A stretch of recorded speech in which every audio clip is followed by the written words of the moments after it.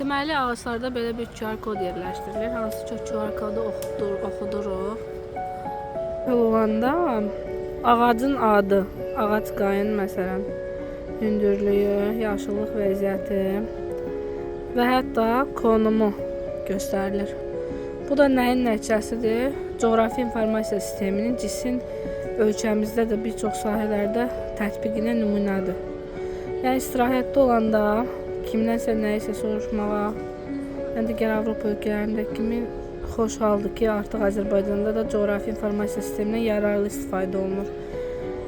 Məsələn, parkda gəzirik, belə bir şey gördükdə ağacın konumu falan hər şeyi görməliyik. Bu isə coğrafi informasiya sisteminin üstünlüyüdür. Deməli, parkdayıq, ağaca baxırıq, ağacın hədsiz dərəcədə quruduğunu müşahidə edirik. Bu da nəyi göstərir? İllərin olduğunu. Belə bir QR kod var, hansı ki o QR kod. Deməli, ağac.az saytı daxil olur və ağacın hündürlüyü, diametri, qeydiyyat tarixi, qeydiyyatda 2025-ci ildə alıb. Burada nəyə diqqət edirik? Bayaqki ağacda yaşıllıq əla idi, amma burada qeyri-kafidir. Səbəbi nədir?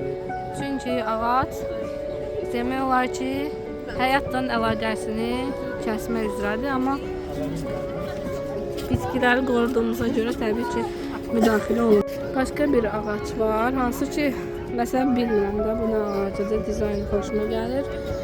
Yenə QR kodunu oxuduruq. Baxın, adı nədir? Bir göz, yəni maraqlıdır, adını bilmirdik. Hansı ki,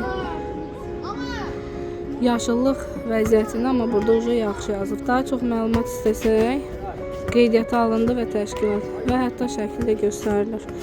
Bu da yenə dediyim kimi coğrafi informasiya sisteminin ölkəmizdə bir çox sahələrdə tətbiqini və üstünlüyünündür. Yəni parkda gəzdikdə, yaşıllıqda maraqlanmaq üçün artıq ölkəmizdə də maarifləndirici tədbirlər görülür, hansı ki QR kodlar buna nümunədir.